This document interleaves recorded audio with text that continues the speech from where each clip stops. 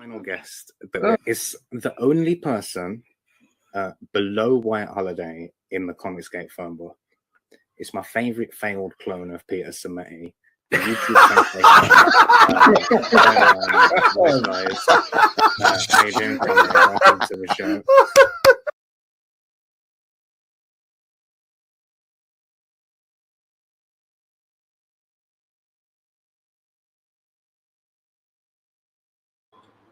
Hello. Welcome to WyzGyz Entertainment. This is your host, Wyman. So we are going to resume with sharing this. Let me see here. No, don't need that. All right. So I realized that this seems to be in order. However, what's weird is if you look at the top, all the entries here that have the manila folder that say Critics Court, but manila in color, that is showing. Let me see here. Debate concept.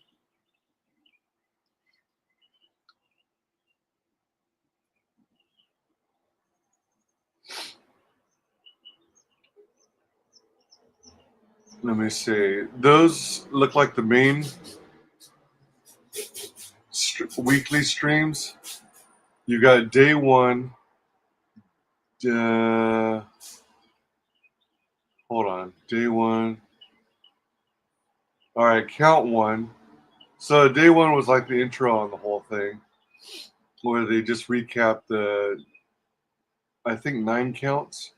Then you got count one. Count two is down here. So look for all the manila folders. And then you don't get another one after count two until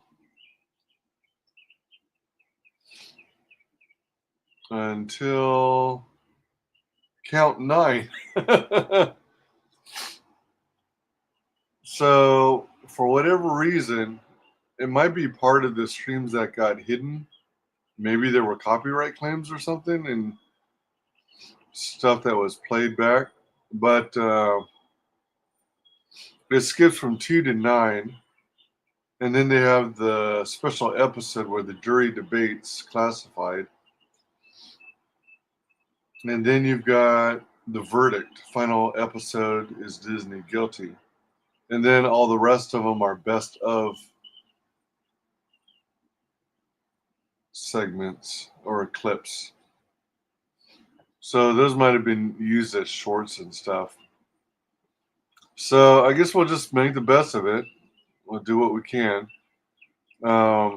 Hopefully it's in order, which I think it is, but I don't know if it is. Excuse me. Let's see. Let's start with, Friday Night Misrepresentation. That was count 1. Friday Night Misuse of Canon. That's count 2.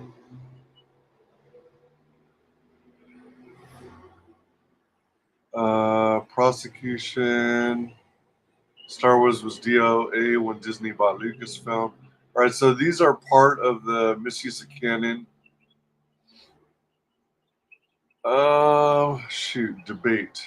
All right, so this might be that last third of the stream, or last half of the last stream of count 2. Let's take a look. Oh, what the hell? What the hell? Wait, what?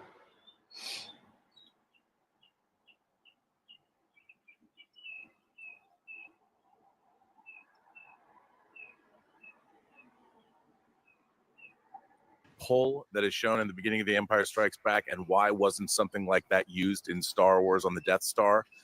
well, Luke had been using the Force for mere days in Star Wars. He wasn't even aware that was Obi-Wan on the Millennium Falcon. Okay. Obi-Wan has been seen to leap in crazy lava pits and swing his lightsaber super quick.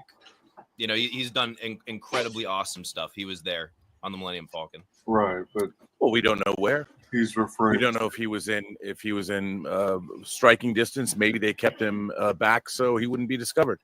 He was the most important person on the ship. Do you think it's a smart idea to have a Jedi Knight be the one being protected during combat? Well, this wasn't the issue. This wasn't what you brought up. Right, you brought up Luke I think Skywalker this specifically. Hopefully, this is the next one. All right, count 3: negligent handling and management of the Star Wars. Mr. Montgomery, you have the floor. I will put you full screen.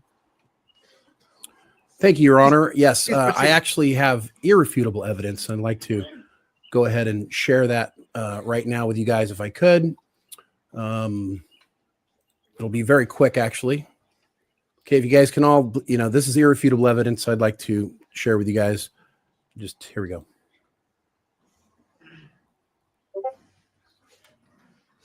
Oh, wow.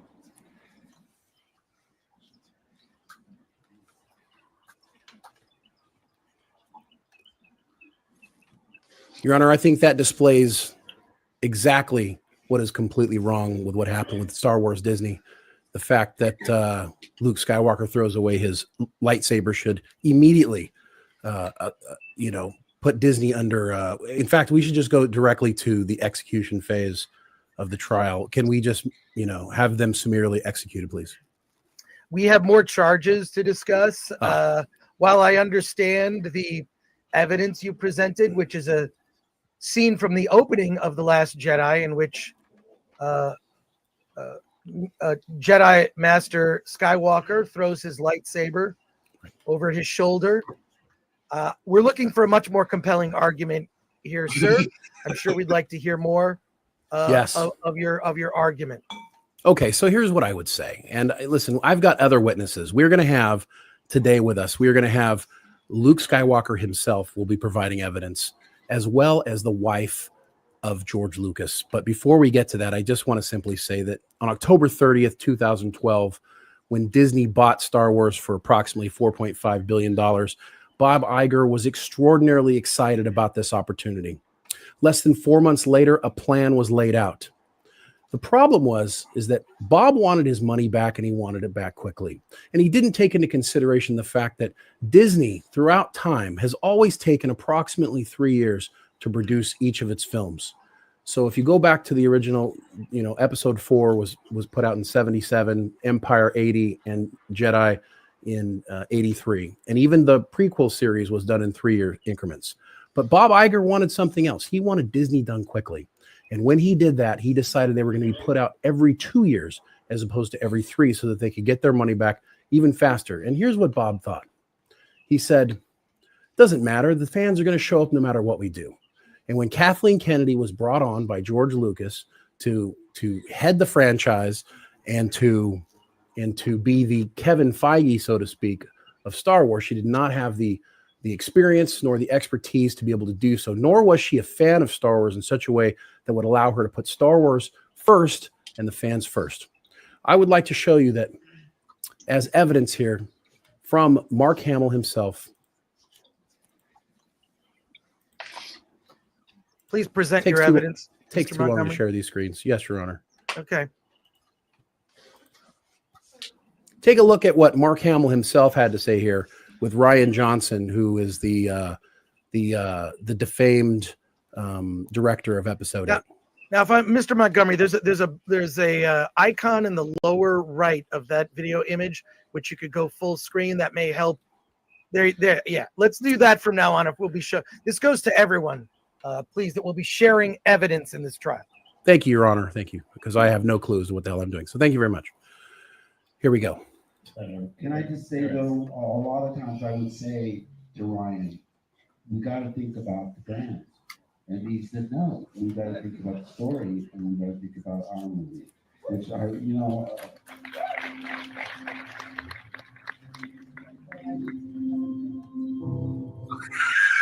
Right there, Your Honor. You got to think about the fans. But Ryan Johnson said, no, we have to make our movie. So that of course, is one of the biggest problems of Star Wars. But why did this happen? What happened? So when J.J. Abrams was in the process of destroying Episode 7, Ryan Johnson was writing Episode 8. Did the two talk to each other? Perhaps, but it didn't really matter because Kathleen Kennedy told Ryan Johnson that it was his movie and he needed to do with it what he wanted to do with it. As you see here, Mark Hamill describe and repeat. Ryan Johnson was making his own movie. So if you go back to the fact that Bob Iger wanted it put out every 2 years, okay, now agreed, J.J. Abrams didn't do a very good job. Could 7, 8, and 9 have been good if he had control of all three movies? Well, for the sake of what we're talking about here today and the fact of the story having, the story being written properly, having the same director for all three movies obviously would have played into at least the story having more, and the story being more conclusive, connecting more, and making the fans a little happier. Not saying JJ would have done a better job, but because he only had 2 years, he did not take on Episode 8 because he simply couldn't do it. He's in the process of making 7. So Ryan Johnson gets 8. So, but the problem here is, Your Honor, that nobody really understands Star Wars as they probably should. So what I'd like to do is provide more evidence. The person who is probably more responsible for the success of Star Wars than perhaps George Lucas himself, and that would be his ex-wife, Marcia Lucas. And I'd like you to hear her words on what she felt like Kathleen Kennedy and J.J. Abrams had done for Star Wars. And this sharing process takes too damn long. Okay. Maybe there's some faster way. You're doing fine, Mr. Montgomery. Please just present your evidence. Thank you. Thank you, Your Honor. Thank you, Your Honor. Here we go. The person we should listen to is the person who is probably the most responsible for Star Wars success next to George Lucas, and that's his first wife, Marcia. The woman who is responsible for the good luck kiss, Obi-Wan Kenobi dying, and the trench run leading up to the destruction of the Death Star, among other things. Well, she had this to say about Star Wars following the release of Episode 8. I like Kathleen. I always liked her. She was full of beans. She was really smart and really bright. Now that she is running Lucasfilm and making movies, it seems to me that Kathy and J.J. Abrams don't have a clue about making Star Wars. They don't get it. And J.J. Abrams is writing these stories. When I saw where they kill Han Solo, I was furious. Absolutely, positively, there was no rhyme or reason to it. I thought, you don't get the Jedi story. You don't get the magic of Star Wars. They killed Luke Skywalker and they don't have Princess Leia anymore. And they're spitting out movies every year. And they think it's important to appeal to a woman's audience. So now their main character is this female who's supposed to have Jedi powers, but we don't know how she got Jedi powers or who she is. It sucks. The storylines are terrible, awful. You can quote me. J.J. Abrams, Kathleen Kennedy, talk to me. Marcia didn't. Your Honor, I think Marcia says it all there when she says, it sucks. And with that, I would like to rest my evidence. Thank you for your presentation, Mr. Montgomery. Do you have any idea what? And I'm asking because I genuinely don't know. What does the phrase "she was full of beans" mean? She said that Kathleen Kennedy was full of beans. Beans, as we know, if you consume beans, one might expel gas. Is she saying she's full of gas? She's full of. I don't want to make an assumption. I'm just curious I am not familiar with the term "full of beans," and I'm just curious if you have a interpretation of what she meant by that remark. Yes, it is well known, actually, Your Honor, that Kathleen Kennedy is very gassy, and it is true, Your Honor, and yeah, I'll back that up. Your Honor, I'll just add that according to the dictionary, full of beans refers to being not correct or truthful. Oh, full of nonsense. Oh, okay. Oh, that too. Yes, excellent. Interesting. Mr. Connors, are you prepared to continue the prosecution's case? I am, and I would like to thank Mr. Montgomery for his wonderful argument there, because I believe he's made some very good points, especially along the lines of The Last Jedi, because it may be true that is where the actual murder occurred. It was a slow abuse to that moment, but the actual murder did occur under the reign of Ryan Johnson and Kathleen Kennedy. But I would like to take you back a little further because my colleague today and many colleagues before me have pointed out that this was kind of built on faulty ground to begin with. You had a situation where, and I would like to present my first piece of evidence here, which is a piece from Esquire, where J.J. Abrams, the director and I believe co-writer of The Force Awakens and producer, had this to say about the situation in the Lucasfilm offices. He says they didn't have a real plan when they made the new Star Wars trilogy. So this, I believe, is one of the most damning pieces of evidence you could have here, is that there was no plan. I mean, he admits it. The core leader of this initial plan admits it there. Now, of course, we've had Daisy Ridley and others, including Simon Pegg, claim that there was other plans.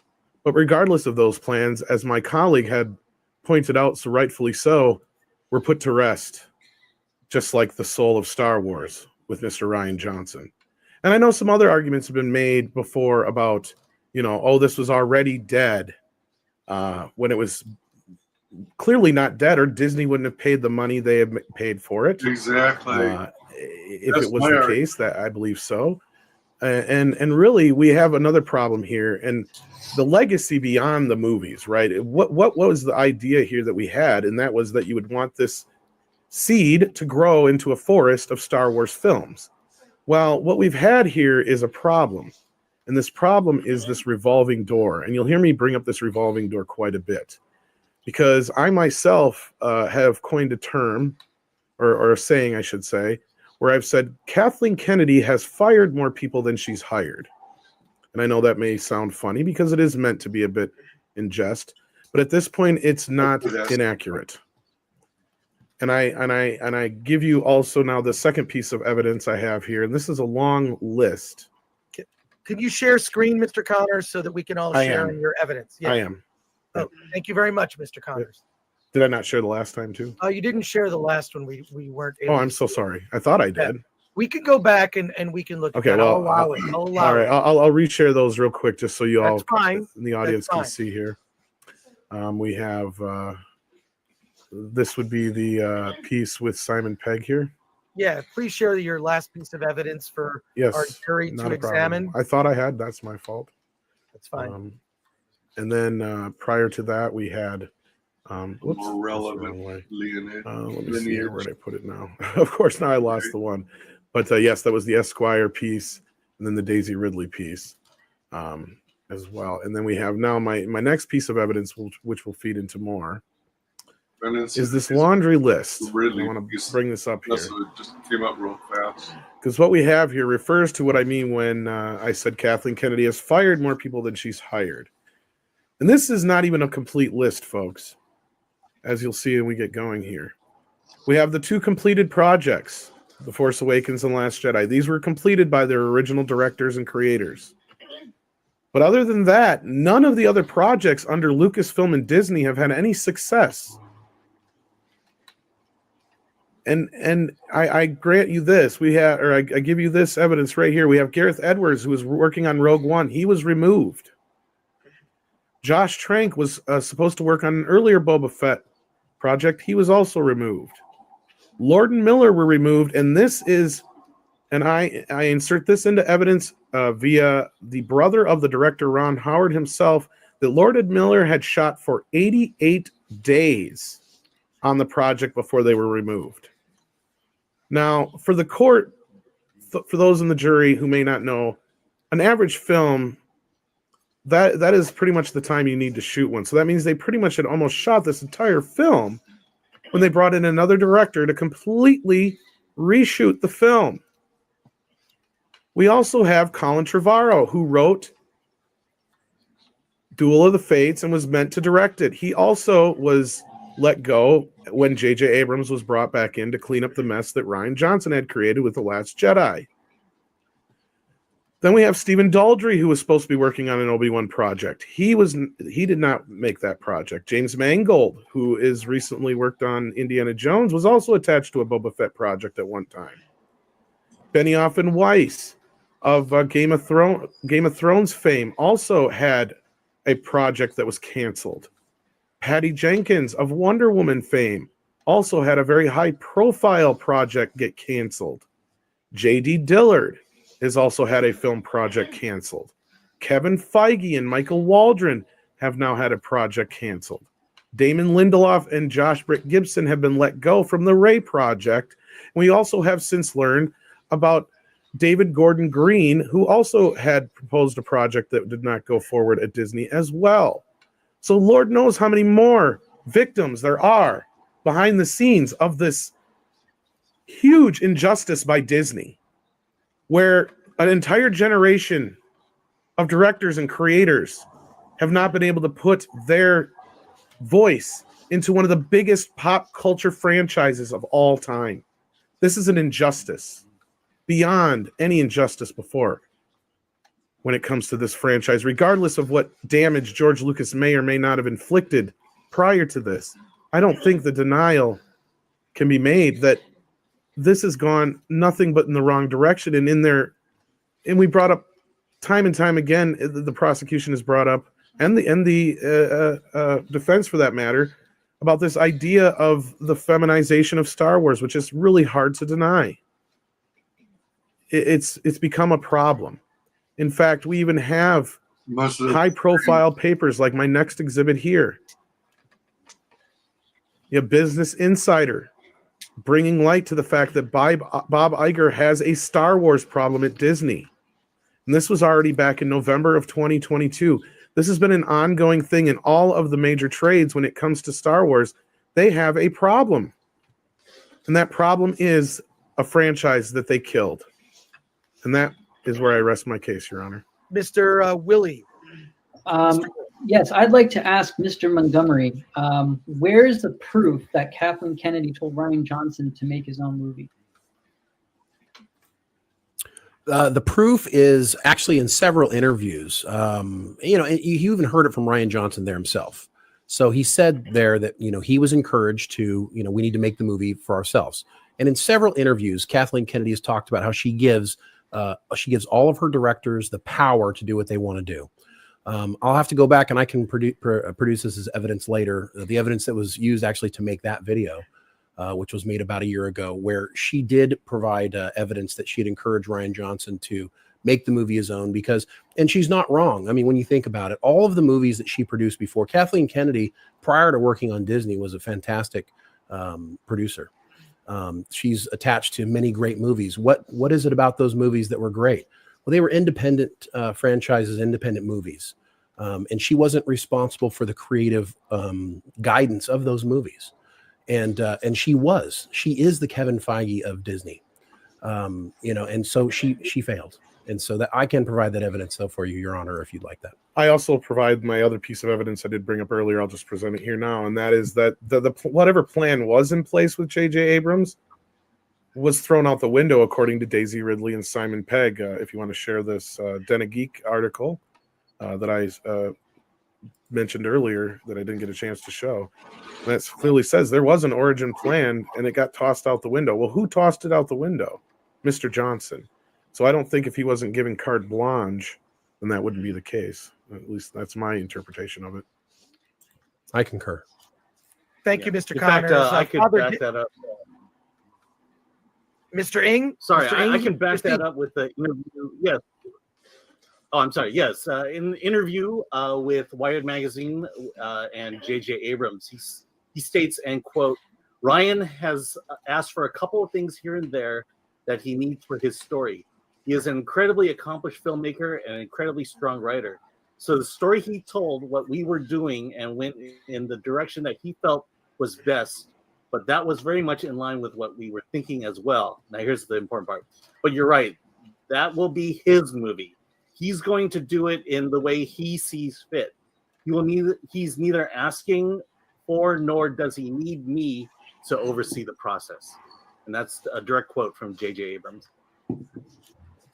Thank you, Yeah, sir. but that's like one project. Not Father Dave, did you trilogy. have any questions for But cross-examine? He was quoted. I just want to confirm Interviews. with Mr. Connors that he does admit the fact that the Star Wars franchise was not in the best place prior to the purchase of the franchise by Disney.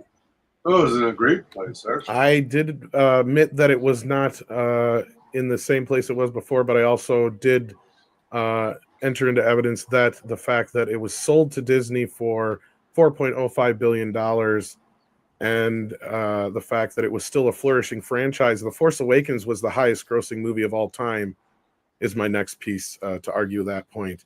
If it was a dead franchise, then I don't think that would have happened at that point. That I was asking if it was damaged. Again, if it was damaged, I don't think that Disney would have paid $4.05 billion for it, or The Force Awakens would have been the highest grossing film until Avengers Endgame knocked it off that pedestal. That's my answer to that. Okay, so let me see. Day one. Okay, so that was.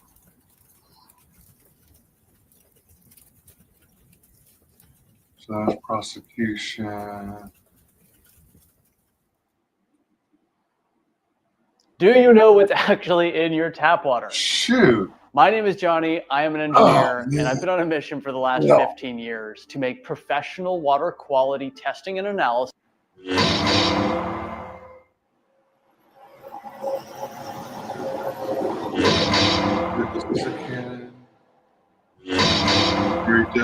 Count.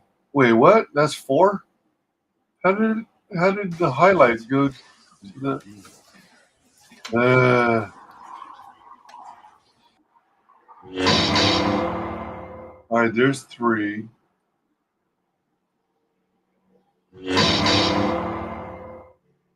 All right, this is 3 with We have been a bit formal on the rules for open debate. Those rules are out the window. Oh. I would like to see some passionate debate. I want to see people who can handle the truth. And so they had the a prosecutors. quick comment but here. You, me, in the no movies. Galactic defense? Star Cruiser and Galaxy's Edge both being themed after the new trilogy and not the. Hold on, what's this one?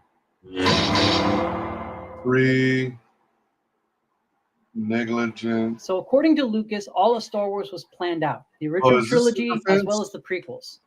That is a lie. How did the The defense prequels get were in? planned out. However, I At will least prove that after despite the- Lucasfilm's original plans Maybe following there was through for the edits sequel made? trilogy, it is a moot point since the original trilogy didn't have a plan, and that the think great this plot is the twists of the defense. original trilogy were made to satisfy solving narrative problems. J.J. Abrams allegedly had the plan for the sequel. Man, this is a pain. So according to Lucas, all of Star Wars was planned out. The original trilogy as well as the prequels. That is a lie. The prequels were planned out. However, I will prove that despite Lucasfilm's original plans following through for the sequel trilogy, it is a moot point since the original trilogy didn't have a plan, and that the great plot twists of the original trilogy were made to satisfy solving narrative problems. J.J. Abrams allegedly had the plan for the sequel trilogy, as even stated by the prosecution. I say allegedly because according to Daisy Ridley, in an interview on the Jimmy Kimmel show, there was a plan for her parentage in the sequel trilogy. Abrams also told Adam Driver for his plans for Kylo Ren story arc, as Driver said in an interview with Ian's Life. J.J. Abrams told me when I met him for the first time that I should imagine a journey of the character completely opposite of Darth Vader. So, albeit a loose plan, the notion was there that there were, so that the idea of them having no plan was false. However, it seemed Rian Johnson jettisoned these outlines to make a powerful yet divisive film in the franchise, The Last Jedi. It was a film that closed all the mystery boxes Abrams set up that built fan excitement. I don't know if it. However, let's say having a loose plan is as bad as having a no plan. Then the Infinity Saga should be bad. Because in an interview with IGN, Joss Whedon stated that there was no plan for what to do with Thanos after his cameo. So maybe having no plan, maybe the fact that the Infinity Saga was so good, maybe that's a fluke, or maybe not. Despite Lucas's claims that he had the original trilogy planned out, before the release of Star Wars back in '77, Lucas commissioned writer Alan Dean Foster to write a sequel novel in case Star Wars was a flop called Splinter of the Mind's Eye. In a link, I said in a link for the defense, a link to the Wikipedia page of Splinter of a Mind's Eye. And this is so you can see that behind the scenes information, such as the direction of the book being abandoned when Star Wars became a hit. But more so, it features the plot that depicts none of the characters that would be introduced in Empire, such as Lando, Yoda, or Boba Fett. So if Lucas really planned out the original trilogy, like he said, there would be at least seeds of these characters within the book. The idea of Vader being Luke's father wasn't introduced until later. One of the biggest things that were planned in the twist, according to Lucas, was Vader being Luke's father, something that Lucas has gone on record saying that he planned since the original Star Wars. According to his ex-wife, who is Marcia Lucas, as we mentioned earlier, who had saved Star Wars in the editing bay and helped develop certain story ideas that became bedrocks of Star Wars.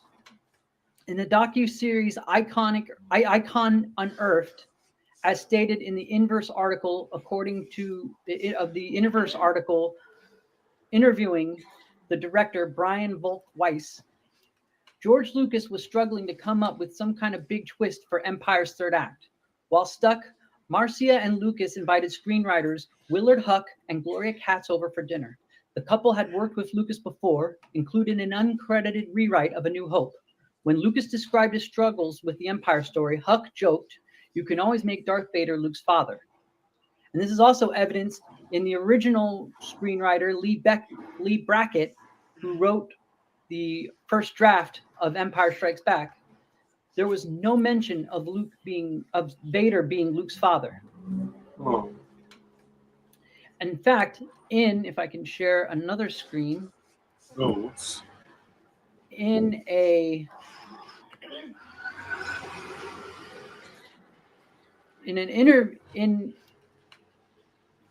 an article from Screen Rant, there is an excerpt from Brackett's original script where it says here, where it had Anakin mentioning that his twin sister, training Luke, with mentioning to Luke that he had a twin sister, not Leia, and Anakin explaining that Obi-Wan, that he told Obi-Wan not to reveal his sibling for fear that Vader would use her as a hostage.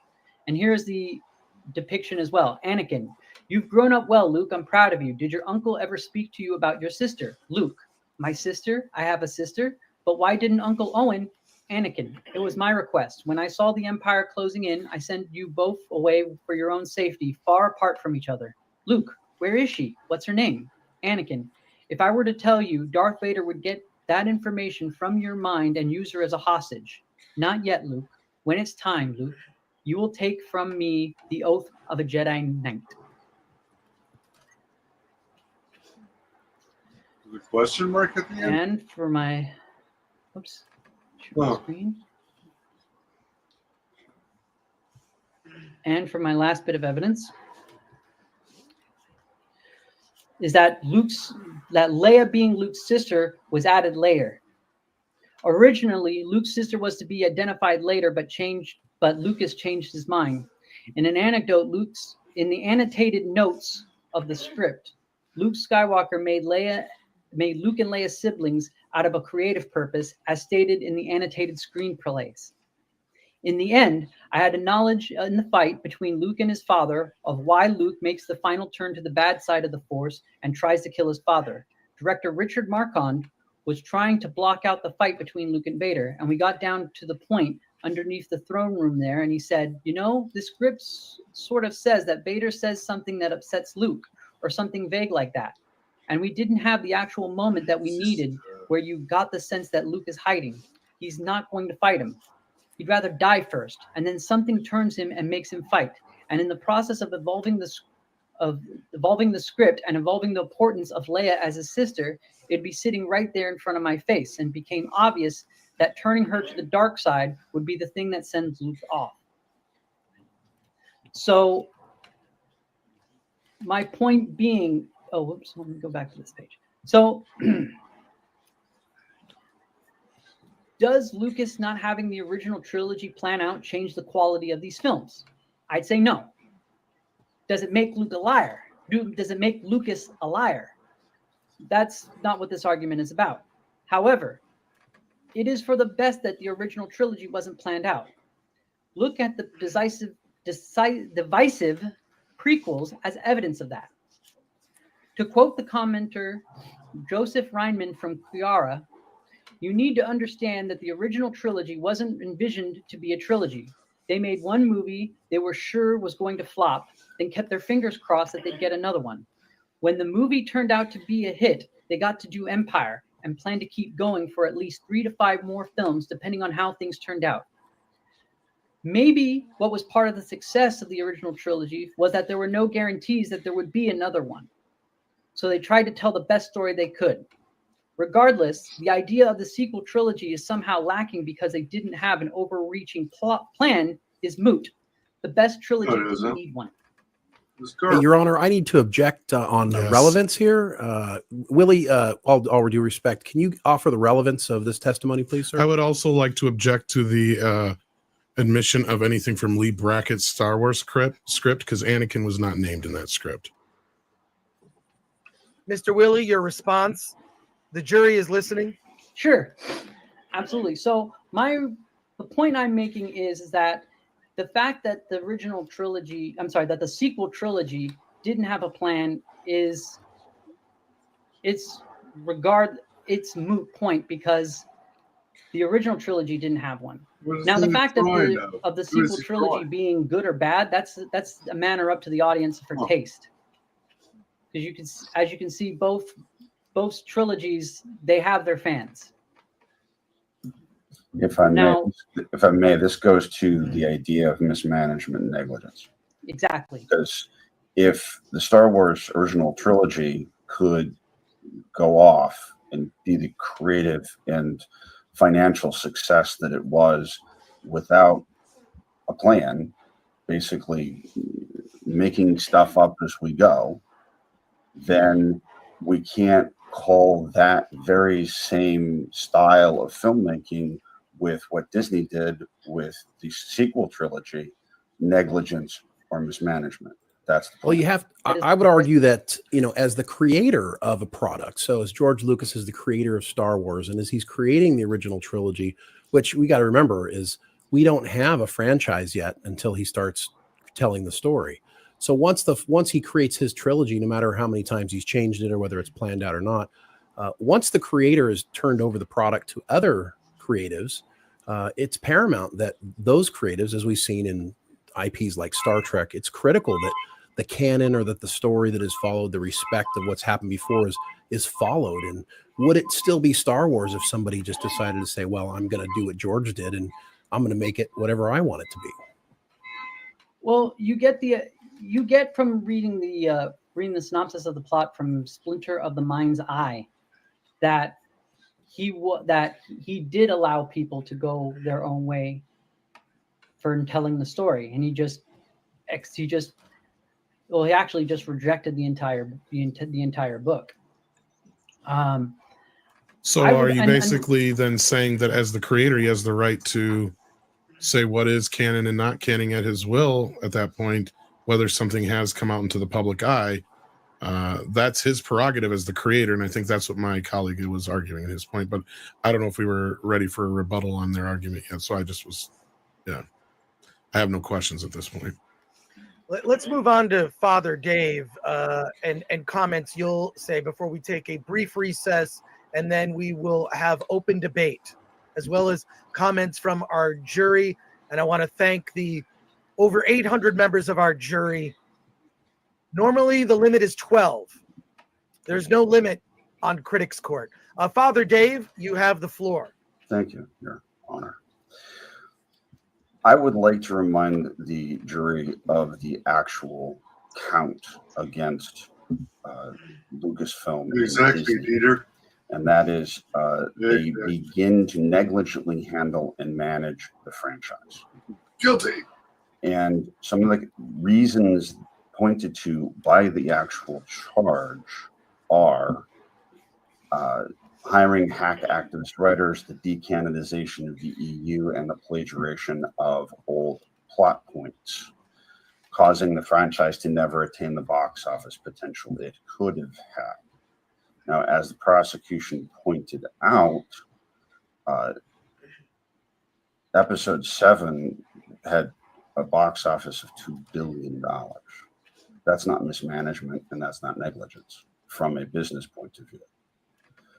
And in terms of the decanonization of the EU, you just made the argument that the creator has the ability to determine what is and what isn't canon. But regardless, this may be unpopular because I know there's a lot of people out there who like the EU. I'm not one of them.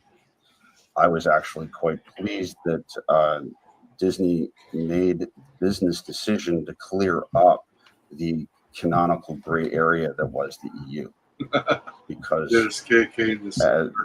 there are a lot of stories there that George had put a stamp of approval on, but he reserved the right, as he did with that book that came out after Star Wars, to change his mind.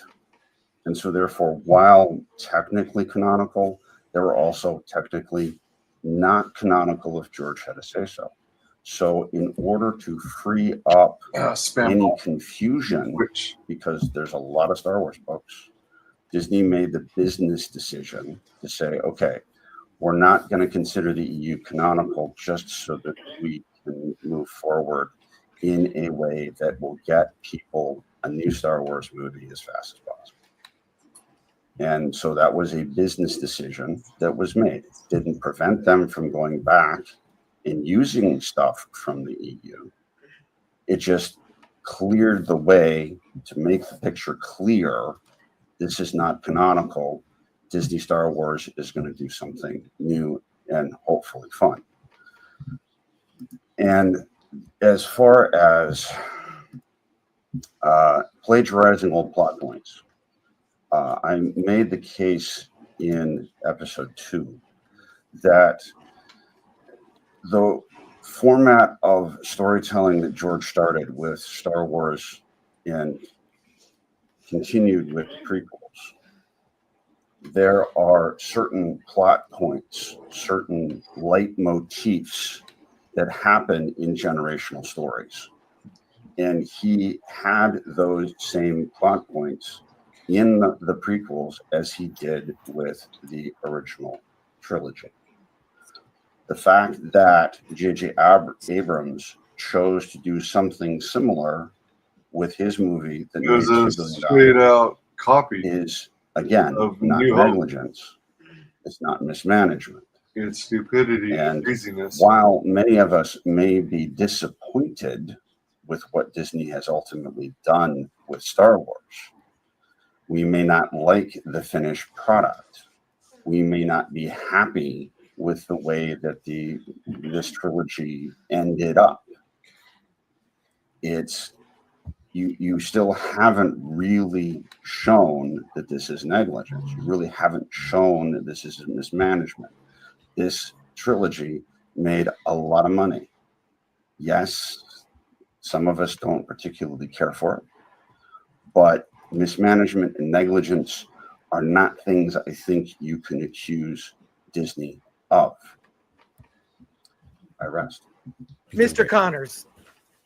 All right. Mr. Willie, can I call you that, or should I call you that? Yes. Mr. Willie, compared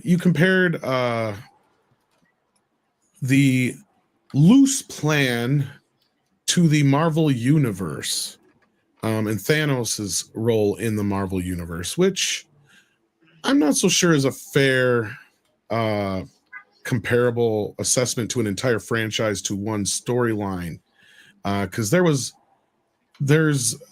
I'm curious as to why you think we should draw that comparison here, and at the end of the day, why is that relevant, I guess, is my best question. I would argue the relevance. Oh, well, okay. Let me tackle the first part of your question. Is why I decided to use that part of my argument. Is the fact is that Marvel itself has been considered this generation's version of Star Wars, and even then, with their established characters, there was still a level of letting the creators, letting the filmmakers create and play in the sandbox of Marvel, and even alter characters. For example, like Thanos, like in his comic iteration, his motivation is far different than the one that was portrayed in Infinity War. My point is that even though Feige claims to have everything organized out, there is still, it's loosely organized. According to Whedon, it was loosely organized out, and there was an allowance of leeway for the filmmakers to create. The reason I compare that with the sequel trilogy is that, look, let's say, for example, of what Mr. Montgomery pointed out, that KK told Rian Johnson to make his own film. He was allowed to do. She gave him the leeway to allow him to create his own film. Now, is the fact that it's a divisive film? That's a different debate than the fact that's different from malfeasance on Disney Lucasfilm's aspect. Okay. I guess I'm failing to see your point here. Maybe I should ask you this a different way. On the whole point of your comparison to, George not having a plan for the original trilogy leading into the prequel trilogy, which you kind of tried to connect with that, and bringing up books and other media. I got to ask you, do you like listening to the radio in your car? Yes. Now, you do know that the first cars that were invented didn't have radio, right? Yes. And those came along later in different, what would you consider like drafts of a vehicle, right? And every day or every year we get new drafts of these vehicles, and some things work, some things don't work. And over time, they excise the things that don't work, and we keep the things that work, and that's how we got to modern vehicles, right? Correct. So yeah, and in that they built on those things that were pre-established.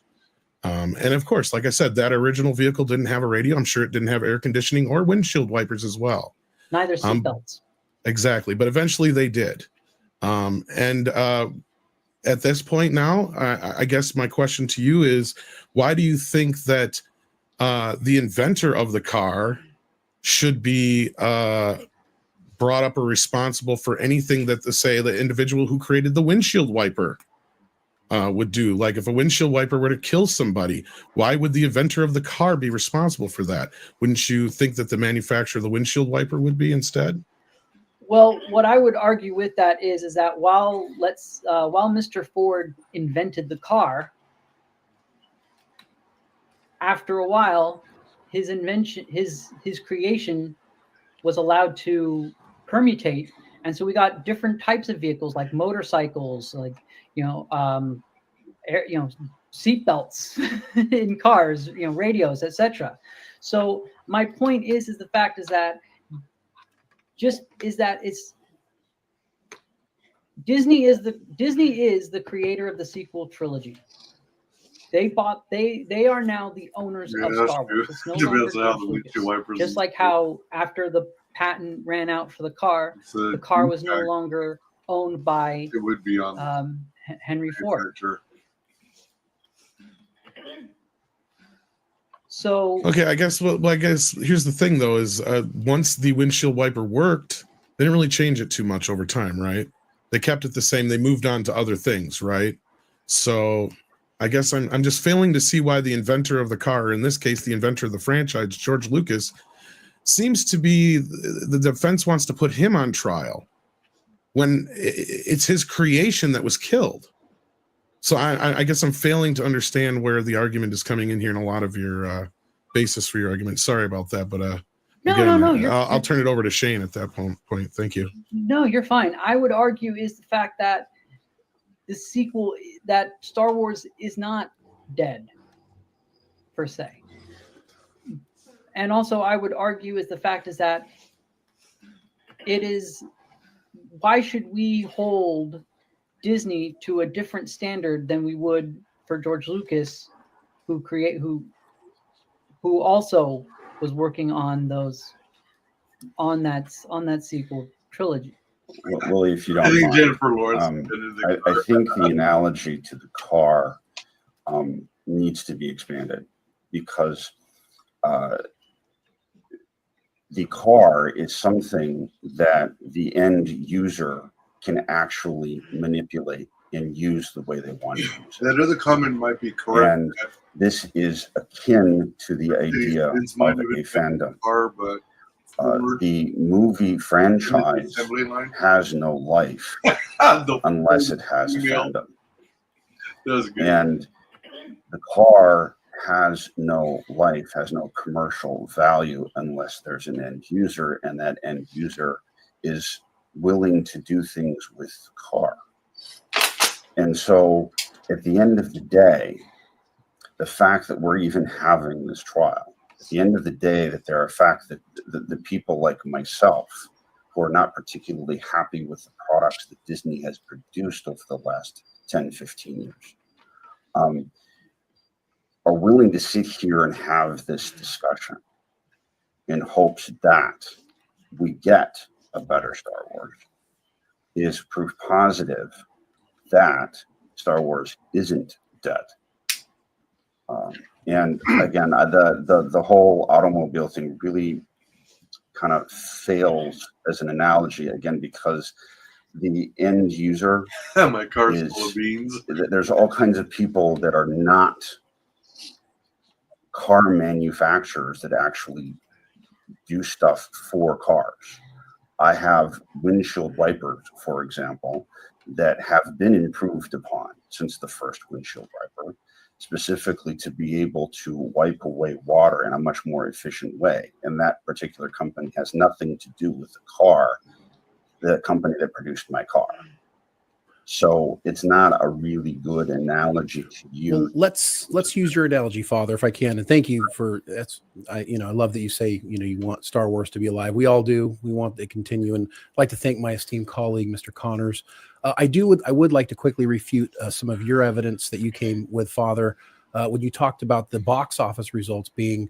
I would counter that the box office is an indication of the mismanagement of the franchise. When you consider that the domestic box office for episode 7 was $936 million, and then when episode 8 came, it dropped by a third, and then when episode 9 came, it dropped by, I would say 40% from the first movie. The continued dropping of the box office was an indication that fans also felt that Star Wars had mishandled the Disney franchise. And Your Honor, I leave it with that.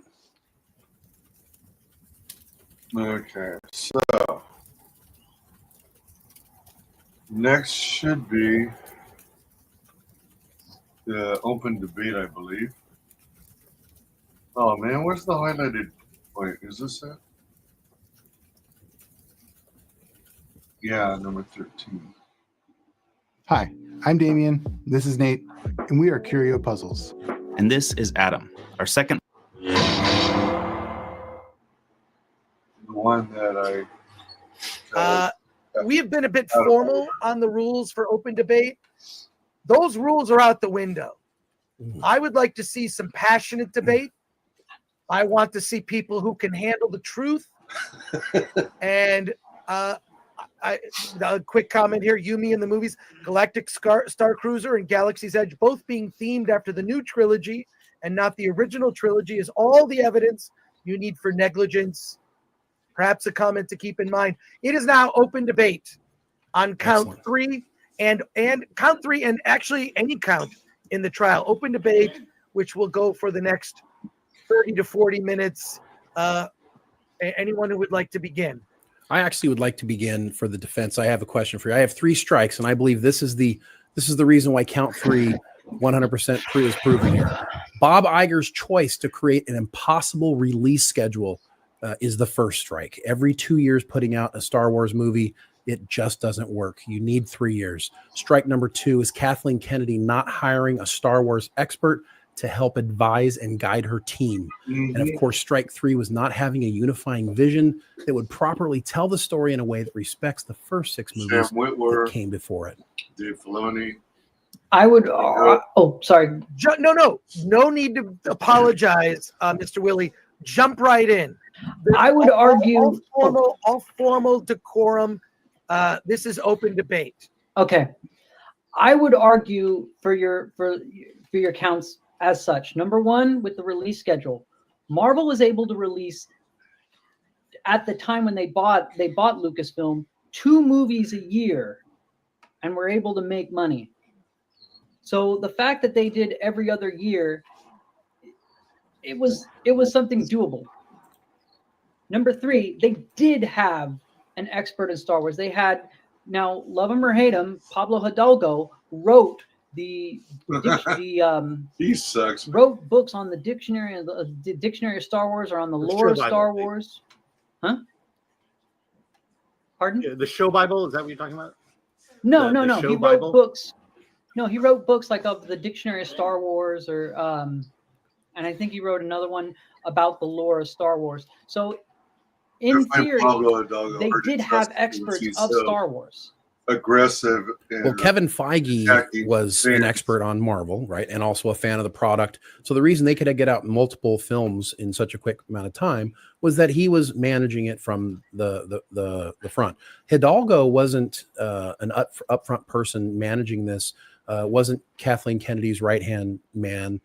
There was no person to give guidance to make this thing go quicker. They're also working on a franchise that hasn't been produced in a very long time, that needs extraordinarily amount of time instead of a superhero franchise. So I would just say that not having a second, a person like a Kevin Feige to do that would make it impossible for them to do it every 2 years. J.J. Abrams also did both of the Star Trek movies before handing over the third one. So the fact that he handed over the second one, I think, is an indication that he didn't have enough time to do 2 movies. If he's doing 7, there's not enough time to do 8, because it has to be written, it has to be prepared, and he's still producing 7. So I just think that makes it an impossibility. And not only that, to my colleague's point, when you're already producing a film before the last one has come out, you have no idea what kind of feedback you're going to get on it. Granted, they got very positive feedback from The Force Awakens. So I don't know if they would have went down the road of allowing Rian Johnson to deviate so much had that been the case. And by the time we get to episode 9, the box office had dwindled so much and so bad that we have not had a movie since then. That was a point that was made just recently in our super chat session here. So yeah, I'm curious as to your guys' response to that, because in comparing it to the Marvel Universe, I don't know if you really want to keep going with that, because what happened to the Marvel Universe after a little while? Yeah. It crushed under the weight of itself. Yeah. And here we are now at a point where the Marvel Universe is on the brink of in the same place that Star Wars did it, but in half the time. Sorry, going down. I would like to make a meta argument that is not necessarily specific to count 3, but is specific to the whole idea of Star Wars being dead. And one of the things that I hope that people come away from this trial, whether this ends up finding Disney guilty or not, is we need to understand that there is this idea called Star Wars. And that idea called Star Wars is not something that is wholly owned by Disney. Yes, they have the legal right to produce products that have Star Wars stamped on it. Okay? But they don't have the power to tell us what is and isn't Star Wars. That's the fandom. And if we walk away from this trial in any way, shape, or form, feeling that we are beholden to Star Wars, to Disney, for anything Star Wars, whether it's another movie, it's another game, it's another book, whatever, then Disney wins, because they are the ones that want us to believe that they control everything Star Wars. Yeah, that's true. And I want everyone to understand that the reason that I'm on the defense is because I'm here to defend the fandom and defend our ability to keep this franchise alive, regardless of what Disney ultimately does. And I want to point to previous franchises that live on despite the fact that their IPs have been Star Trek and Doctor Who in bad places. Star Trek got a movie franchise because of the fandom. Firefly got a movie because of the fandom. Star Wars exists because of the fandom.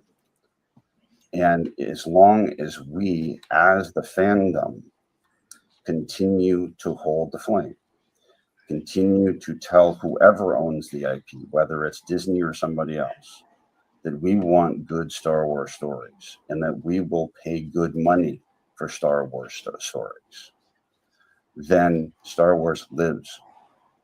And regardless of what Disney does, as long as we do our part in this thing that's known as Star Wars, and part of that is what we're doing here.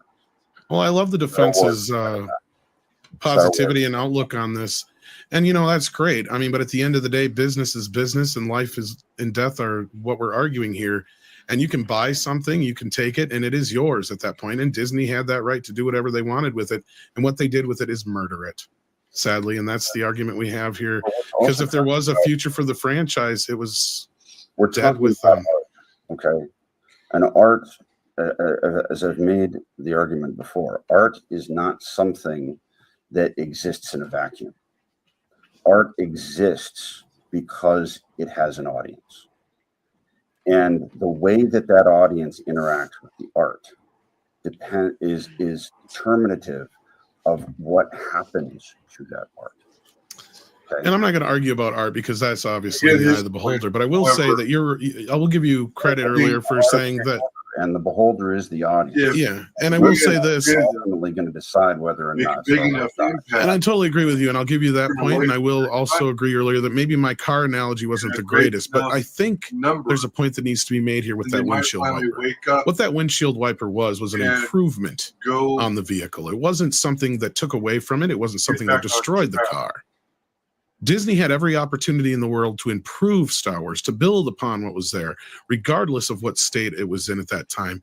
Instead of building upon and nurturing it, it decided to malnourish it, bleed the blood dry, and leave it to die a riddled, dead mess, where today a Star Wars show or movie cannot even muster enough energy to get people excited on Disney Plus. And we are sadly at this point where they're just basically cutting pieces off the corpse and selling it to us. I would like a court graphic of Tom's last statement there, Mr. Connor's last statement, please. Thank you. Sure. Yeah. There you go. That's pretty close. Great. Thank you. Mr. Blackwood. I'm going to be seeing that in my nightmares now. See, man. With Ryan Johnson. I also want to make the point that, you know, if in fact we do decide that Disney is indeed guilty of all of these charges, at the end of the day, does that really do anybody any good? The point that we as the fandom have to make to whoever owns the IPs of our beloved franchises is that these franchises exist because we made them exist. Right. We were the ones who spent that money. We're the ones who gave them the money in order to make these things real. Yep. And we need to be clear as a fandom to whoever owns these IPs that we send a message. We demand better. And so again, by watching less and less of their content, that's on us. That's not on Disney.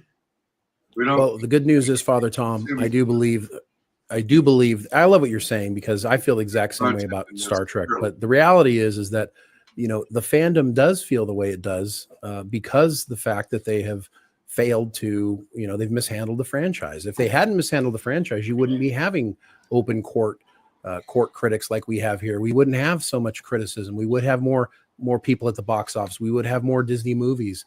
The reality is that we don't have these things because they have failed. And it is important that us as a fandom that we use. And I think you've actually done the best job of helping the prosecution today, sir.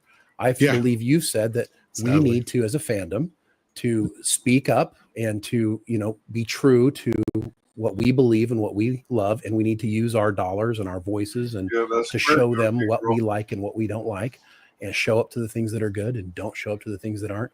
And until Disney can do that, then Disney has failed. But failure and negligence are two different things.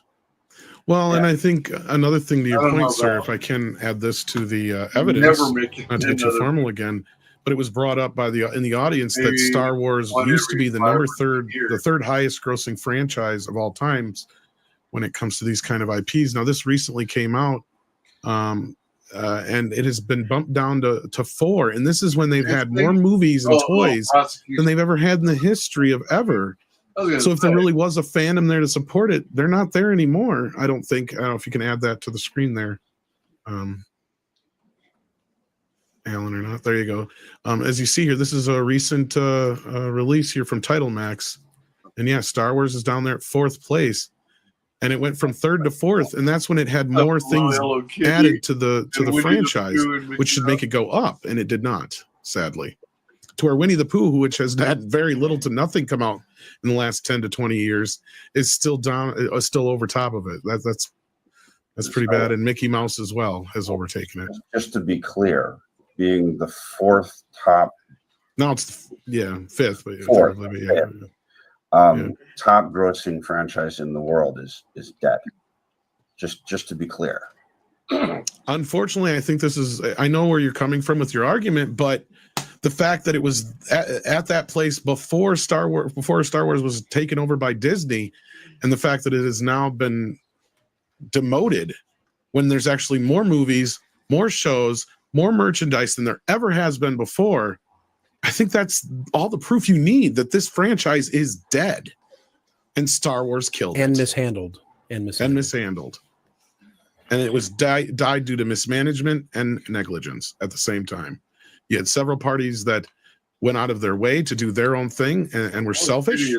And you had other parties maybe out of negligence or trying to appease others with no real malice. I will concede that, but that does not change the facts that, as you've pointed out, a franchise with a legacy that goes through generations has basically been killed in less time than it's been around. It's just insane. Well, there are ups and downs in every IP and every franchise, and there are other franchises that have survived pretty horrible runs. I would give you Godzilla, for example.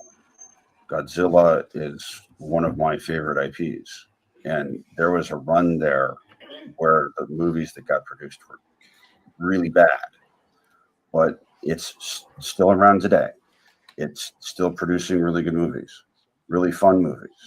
And I would counter with that when we had the 98 Godzilla. What did Toho do? They turned around and counterbalanced it with their own franchise to reinvigorate it again because they saw the damage that was inflicted. Disney didn't do that. When they saw the damage that was inflicted, they continued to bludgeon it to death instead of try to revive it. So this brings up an interesting point, and that is that this is something that comes. I bring to this particular court experience from the RPG world, which is a little bit different than the movie world, but nonetheless, I think is analogous. One of the games that I play is Dungeons and Dragons, but it's not Dungeons and Dragons because there's these things in the world called retro clones.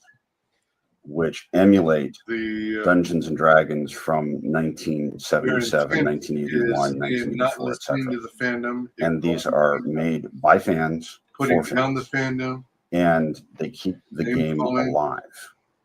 Okay. And when it comes to things like Star Trek, there are plenty of media out there that have made things that are Star Trek but aren't Star Trek. Killed by Phoebe The Orville and Galaxy Quest are Star Trek shows and movies, but they're not Star Trek. We, as the fandom and as creators and creatives, is an interesting can do the same thing with Star Wars. There are plenty of things about Star Wars that are universal that we can, show and demonstrate that that's Star Wars, even though legally it's not. And Disney is intent on if doubling down. we can do that and do it in such a way that makes Hollywood say, Their ESG there's money to be made there, that forces female stuff. we can change the game. And in fact, that has recently happened in the RPG world, where Wizards of the Coast has been put in a very uncomfortable position because fans, due to what they're doing with that product and making their own stuff and making lots of money with it, have forced Wizards of the Coast to try to change the game. And it's going to be a really interesting ride in the next several years to see what happens. Right. We, as the fandom, need to do the same thing. And that's not due to, and in large part, this kind of falls on us, not Disney, because we need to be better stewards. We need to be more careful with our money, more judicious with our money. Right. And that's admirable. And I, Disney content. If I get a dog that looks just like my old dog, I can love it just as much as my old dog, but it still doesn't make it my old dog. And fans can make new things all day long. That still doesn't make it Star Wars. And I'd love to hear more from Willie or my colleague here on this as well. I would say is that part of the problem with the case when you're arguing negligence or malfeasance is that you, in order to definitively prove it, you have to have the financials, and unfortunately we are not privy to those financials of Lucasfilm. So I mean, it's kind of a hard case to make without that. So I mean, we're just kind of fumbling around with mainly emotional arguments. Well, what we do have proof, though, that they intentionally went against George Lucas's intended vision for the sequel trilogy. We do know that it was their intent to shift it toward a female-oriented saga instead of it being inclusive of everybody, or basically in line with the more classic form of the franchise. And I mean, Kathleen Kennedy herself has said that we're not here to appease to 50-year-old fans. Yeah. And I think that was the point where they intentionally, what it may be second-degree murder or however you want to put it, it sure ain't homicide, it's murder. They intended to do something here that changed Star Wars as a whole, and it did not work out for them in the end. That does not mean they didn't kill it. That's what happened at the end of the day. I would argue. Oh, okay. Sorry. I would to speak to the idea that introducing, the idea of the Force is female. I agree, it's a bad idea, but it's also an idea that for many years was making money. Outrage marketing is a thing, and it works. The Colin Kaepernick thing with Nike increased their sales by 31%, and they made $6 billion by creating controversy. So the idea that the Disney is willing to stir controversy as a PR move to try to make money on their new franchise quickly is not negligence. It's a business strategy. One that I disagree with, one that I don't think worked, but it is a business strategy. Well, if they had at least pulled it off. So I mean, if they wanted the Force to be female, that's fine. But the problem is they turned Rey into a Mary Sue, and you cannot have a character who can come in and just do everything that your legacy characters could do without having any knowledge or study or expertise and just can magically do these things. And I think anyone would agree that, with their head screwed on straight, that's just a stupid thing to do. I mean, we're talking about mishandling the franchise. I mean, for the love of God, anybody who watched that movie the first time through and stopped and looked and went, how the hell did all that happen? I've been watching Star Wars for how many decades? How the hell did that happen? And why isn't there someone there to say, hey guys, why are we doing this? This doesn't make any sense. How does Rey automatically know how to use the Force once she meets Kylo Ren? How does she immediately duplicate all the things that he can do after years of studying and meditating and practicing? I mean, it's just, they mishandled the franchise because they thought that fans would show up no matter what. It's the same problem we have in Hollywood now with most of our IPs. They just believe with a lot of these franchises that people are going to show up anyways. So they're going to continue to slowly push the peg towards a greater audience. The reason why the Force is female is because half of the population is female. And they know that the majority of the excited people about Star Wars are male. And so they already said, hey, we already got those assholes. We already got them. So let's go ahead and just now we're going to go get the ladies. Okay, that's what we're going to do. And that's exactly what they did. And they failed, and it was mishandled because it turned out to be shitty Star Wars. I just saw in the chat a comment about Finn and how the fans wanted Finn to be the new hero. Another business decision that Disney made, and again, one that at the time was a good one, was that Hollywood was making bank in China. And one of the things that China does not like is, unfortunately, people with darker color skin. And so, as we saw with those posters, Disney made the business decision to de-emphasize Finn. And so in order to placate to an audience that they thought they were going to make billions of dollars from, they made certain choices. Are those negligent choices or just bad choices? I wonder what they did for... again, all of this comes down to business. And at the time, Hollywood was courting China. And so there were certain business decisions that needed to be made. The Tiana characters. Is that neglect? Is that mismanagement? Or is it just bad decisions? And I would argue that it was just bad decisions. And certainly, But isn't bad decisions mishandling? I mean, basically, doesn't that you indicate that it was mishandled? A bad decision is not necessarily mishandling. Okay? There are plenty of decisions that you can make that are bad that could end up being being good due to the outcome happening regardless. So no, I don't think it's mismanagement. Mismanagement would. Would you say that they succeeded with the franchise? So if we say, let's say it wasn't mishandled. So let's say it was handled properly. So what are the indicators that would say it was handled properly? It had great box office numbers. The fans are super happy. The story makes sense and everybody had a good time. Is there an argument that that's the case, or would we say that the overwhelming majority of people would say it was mishandled? Well, I would argue is that look at it from Disney's point of view, is that expanding the fan base from their original target audience of males who are in their 40s or 50s to younger audiences, to female audiences, to China, which is not normally or overseas audiences, I should say, to expand Star Wars. Would that be a good decision or a bad decision? Because what they're doing, while maybe not being necessarily successful, they are trying to bring Star Wars to a more wider audience. But if it's not Star Wars done properly, then is it Star Wars? I would argue. Well, I mean that's part of the gag is what is Star Wars? Because I'll be honest, even Lucas with the prequels had trouble of defining what is Star Wars, because he made the Jedi's just a bunch of people wielding lightsabers, and that's not necessarily what Star Wars is at least from the original trilogy. Yes. So I had a feeling it was.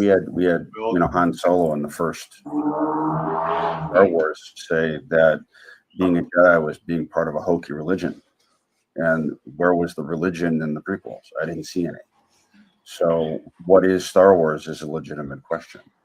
And one of the ways that you have to answer that question has nothing to do with Disney.